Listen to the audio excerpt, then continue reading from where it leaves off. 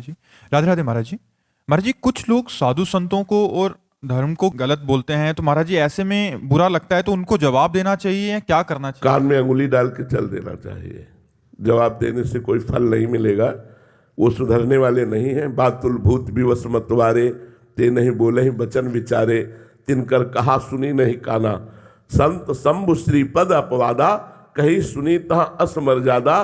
काटी जीव तास जो बसाई, श्रवण मुंद नत चले पराई। कोई भगवान शंकर की, भगवान हरि की, संत की, गुरु की निंदा कर रहा हो तो ताकत हो तो उसकी जबान बंद कर देनी चाहिए, नहीं तो कान में अंगुली डालकर वहां से चल देना चाहिए। तो मुझे लगता है लड़ाई झगड़ा करने से अच्छा है कान में अंगुली डालकर चल देना।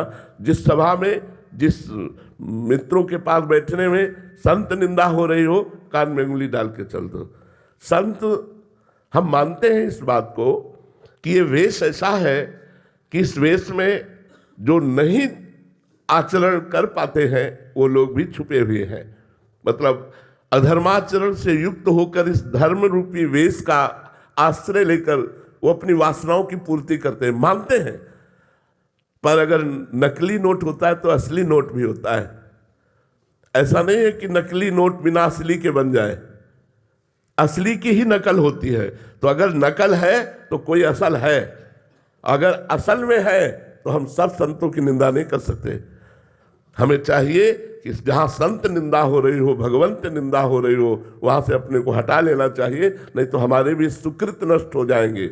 भक्तन निंदा अति बुरी, भूल करे जिन कोय, किए सुकृत बहु जन्म के छिन में डारे खोए। भक्तों की निंदा सुनना और भक्तों की निंदा करना, ये बहुत जन्मों के सुकृतों का एक साथ नाश हो जाना है। साधु अवज्ञा तुरंत भवानी, कर कल्याण अखिल कहानी। अखिल कल्याण करने वाले पुण्य पुंजों का नाश तत्काल हो जाता है जब कोई संत निंदा करता है, वैष्णव अपराध कर। और किसी पाप में इतनी दम नहीं, और कोई पाप बन जाएगा उसका प्रायश्चित है नाम संकीर्तन, नाम जप। लेकिन संत अपराध बन जाए तो नाम जप होगा ही नहीं, नाम कीर्तन होगा ही नहीं। और नाम कीर्तन से नहीं होने वाला जब तक उस संत के प्रति हम क्षमा याचना न कर लेंगे। तो हमें चाहिए कि जो लोग माया के द्वारा ग्रसित हैं वो बेचारे हैं। जैसे पागल लोग रोड में कुछ बोलते हैं तो हम लोग ध्यान नहीं देते कि पागल है, ऐसे वो माया के पागल लोग हैं जो भगवान के प्रेमी महात्माओं की निंदा करते हैं, भगवान की निंदा करते हैं। ऐसे लोगों की बातें ही नहीं सुननी चाहिए, वो कोई भी हो। तजिए ताहि कोटि बैरी, सम यद्यपि परम स्नेही, जाके प्रिय न राम भय देही। जो भगवान से प्रेम नहीं करते, संतों से प्रेम नहीं करते, ऐसा चाहे जितना बड़ा कोई सगा हो उसका त्याग कर देना चाहिए। तजो पिता प्रहलाद, विभीषण बंधु भरत महतारी, गुरु बलि तजो कंत ब्रज बनितन, भे मुद मंगलकारी। प्रहलाद जी ने हिरण्यकश्यप का त्याग कर दिया, तजो पिता प्रहलाद। विभीषण जी ने रावण का त्याग कर दिया, भाई है, बंधु, इतना प्रिय है लगता है, लेकिन विरोध में खड़े होकर के छाती पे गदा मारी कि राम विरोधी तू है।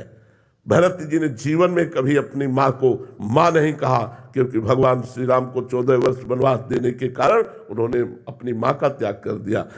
भगवान वामन को भूमि दान के समय रोका गुरुदेव शुक्राचार्य जी ने, तो आज्ञा का उल्लंघन करके, गुरु आज्ञा का उल्लंघन, गुरु को त्याग करके उन्होंने भगवान को संकल्प किया 3 पग भूमि दान का। गुरु बलि तजो कंत ब्रज बनितन। ब्रजवासिनी गोपियों ने अपने पतियों का त्याग करके परम पति भगवान श्री कृष्ण का भजन किया।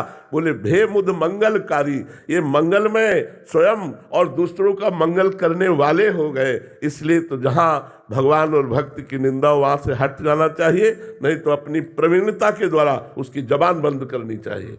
उसकी काटी जीव तास जो बसाई, श्रवण मुंद न तो चले पराई। तो हम विरोध तो नहीं करेंगे, लड़ाई झगड़ा करना ये संतों का या भक्तों का कार्य नहीं होता।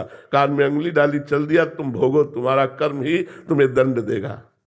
नील शाह जी नेपाल से। राधे राधे महाराज जी।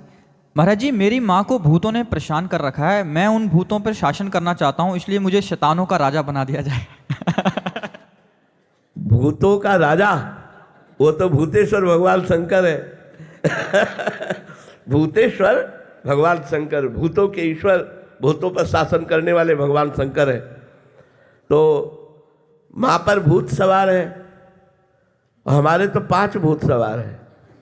पंचभूत नहीं है, पंचभूत नहीं है, अरे एक भूत सवार हो तो तुम परेशान हो जाते हो, यहाँ 5 भूत सवार है, इन पंचभूतों का भूत उतार लो, कोई भूत नहीं है।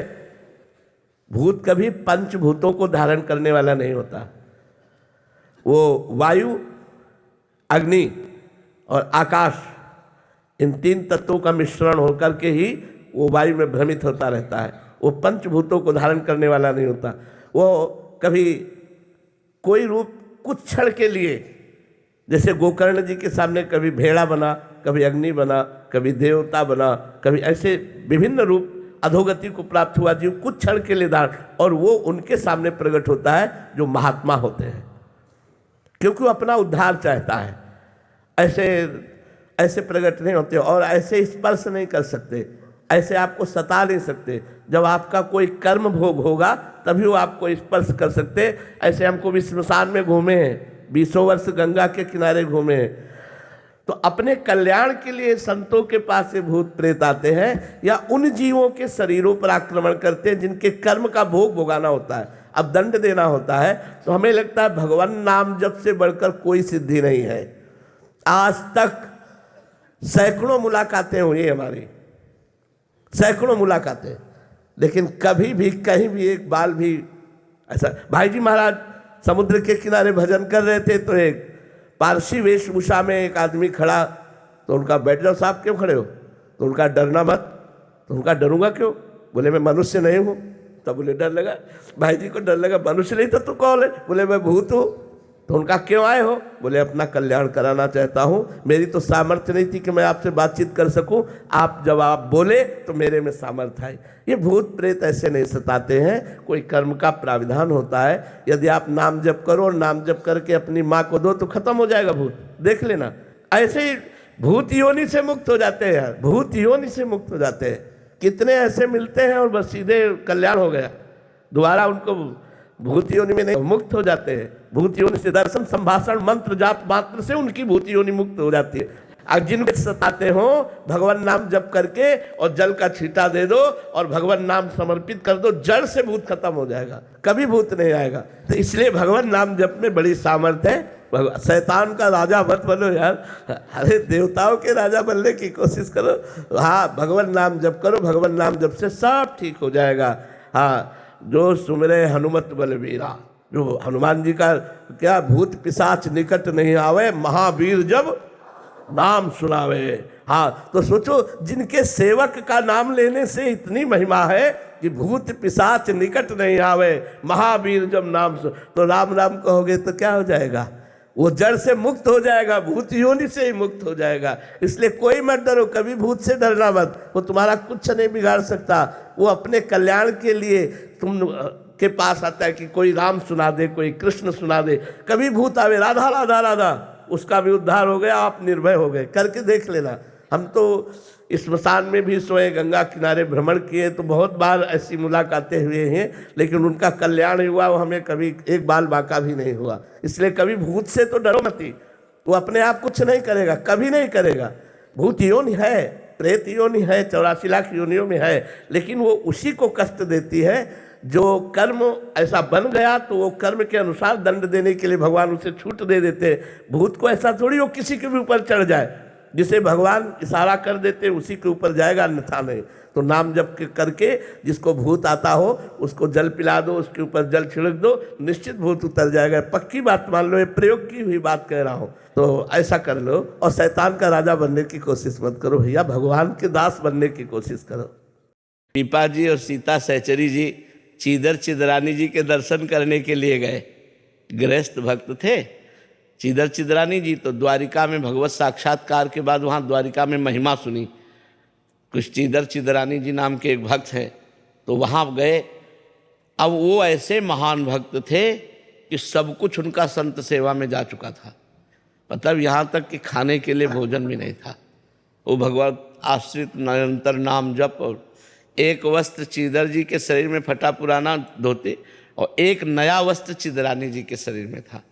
चीदर जी ने देखा पीपा जी और सीता सहचरी आई, बहुत ही एकदम विकल हो गए कि इतने बड़े महान संत हमारे पास आए। मिले, खूब आनंद से बैठे। चीदर जी घर गए अंदर और चिदरानी जी से कहा आज संत विमुख जाएंगे। क्योंकि हमारे पास कुछ है नहीं, बाजार में कोई उधार देता नहीं, कुछ नहीं है जिसको हम बेच सकें, क्या करें।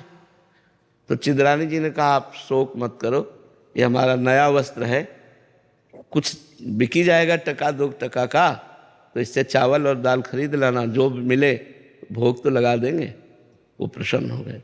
एक ही वस्त्र था तो बाजार में बेच दिया, जो भी उससे दाल चावल जो भी मिला उन्होंने बनाया, और बना के कोई सेर 2 सेर 2.5 सेर थोड़ी मिलेगा उस कपड़े, एक कपड़े का। तो वो ले करके पीपा जी सीता सहचरी को बाहर चिदरानी जी ने कि आप पाओ, तो उनका भक्तानी को भी बुलाओ, सीता सहचरी जी ने कहा। तो उनका नहीं, रहने दीजिए भक्तानी को आप। तो वो मैं लिवा के लाती हूँ। अंदर गई तो आंखों में आंसू और मुख में भगवान नाम, और रसोई में बैठे हुए भगवान का चिंतन करें कि भगवान आप बड़े कृपालु हो। ऐसी स्थिति में भगवान की कृपा वो देख रहे। सीता सहचरी जी गई और उनका भक्त रानी, तो आप तो निर्वस्त्र हैं। तो उन्होंने आंख उठाई और कहा हमने सुना था कि आपने द्वारिकाधीश का दर्शन किया है, तो हमारी आकांक्षा थी कि जब आप मिलोगी तो भगवान की रूप माधुरी का वर्णन करोगी। क्या इस नाशवान शरीर के विषय में प्रश्न किया, नंगा ही पैदा होगा, अगर नंगा ही मर जाए तो क्या फर्क पड़ता है। समझ गई घर की स्थिति देख करके कि ये वस्त्र बेच करके पीपा जी के पास गए और बोले कि हमें लग रहा था कि हम महान भक्त हैं, राजपाट छोड़ करके टाट पट्टी लगाकर भगवान का भजन करते हैं, लेकिन आज हमारा वो भी अभिमान दूर हो गया, क्योंकि हमसे महान भक्त निकले जिन्होंने हमारे स्वागत के लिए अपने तन का वस्त्र बेच दिया। ऐसे भक्तों के जो उदाहरण आते हैं, अब मतलब ऐसे ऐसे उदाहरण आते हैं जो दिमाग में काम ही नहीं करेंगे, दिमाग में ही काम नहीं करेंगे कि ऐसा कैसे हो सकता है, ऐसा कैसे हो सकता है। एक अब सीता सहचरी जी महान भक्ता, एक वो जब जाती थी तो एक सामान लेने, तो एक दुकानदार गलत दृष्टि से, रानी थी, पहले रानी थी तो कोई साधारण थोड़ी, अनुपम रूप, और फिर अब भजन में लगी थी तो और रूप प्रकाशित, तो गलत दृष्टि करता। वो अपनी दृष्टि से देख कर सब जीव हैं, अलग अलग चिंतन। एक दिन पीपा जी कहीं गए हुए थे और संत मंडली आ गई और कुछ था नहीं पवाने के लिए। सीता सहचरी जी ने सोचा आप क्या करें, तो उनको याद आया कि वो जो बनिया था वो गलत दृष्टि से देखता था। गई उसके पास और कहा आप हमारी तरफ आकर्षण की दृष्टि से देखते थे, आपका गलत विचार हमें लगा। तो पहले तो घबराया, तो कहा नहीं मैं इसलिए पूछ रही हूँ कि अगर हमारे पास संत आए हैं और आप संतों के लिए भोजन की व्यवस्था कर देंगे तो आपकी जो इच्छा होगी वो मैं राजी हो जाऊंगी। अब तो वो घी चीनी सब सामान दे दिया, गए पकवान बनाया और अच्छे से संतों को पवाया। जब संत पा चुके तो उस समय पीपा जी आ गए। पीपा जी ने सीता सहचरी से पूछा हमारे पास तो कुछ था नहीं, संतों को क्या पवाया, तो उनका अपने को बेचकर। पीपा जी के आंसू आ गए। उन्होंने कहा धन्य है जो तुम्हारी जैसी हमको मित्र मिली, पत्नी मिली, अब बैठो हमारे कांधे पे, मैं तुम्हें ले चलूंगा उसके पास। और उसकी दुकान के पास गए, उतर गए और कहा जाओ। जे ही वो गई तो चरणों में लौट गया और कान पकड़ा और कहा गलती पड़ी, कभी हम ऐसी गलती दृष्टि से आपकी तरफ ने, आप जैसे मतलब उसको ज्ञान हो गया, क्योंकि उसका अन्न संतों के पेट में गया ला, तो उसकी बुद्धि पवित्र हो गई। वो चरणों में गिरा और कहा माता आप कभी ऐसी भाव। ऐसे ऐसे चरित्र आते हैं भक्तों की, मतलब होश उड़ जाए। वो भक्तों को जितना प्यार किया संतों ने उतना भगवान को भी नहीं किया। एक बार एक भक्त के घर में ठाकुर जी विराजमान थे। धीरे धीरे वो सब संत सेवा में लगता गया और संत जन आते गए जहाँ श्रद्धा देखते हैं। तो कल के लिए कुछ नहीं था, तो भक्त ने ठाकुर जी से कहा, अष्ट धातु के थे, कहा कल अगर संत आ गए और व्यवस्था नहीं हुई तो हम आपको बाजार में बेचे आएंगे, ध्यान रखना। संत भूखे नहीं जाएंगे, या तो आप व्यवस्था करो, लेकिन कल हम आपको बाजार में बेचे आएंगे। ठाकुर जी से कहा, मतलब ठाकुर जी से भी बढ़कर संतों को प्यार, मोते अधिक संत कर लेखा। कलयुग है, मुझे लगता है होंगे, भगवान की सृष्टि है, पर ऐसे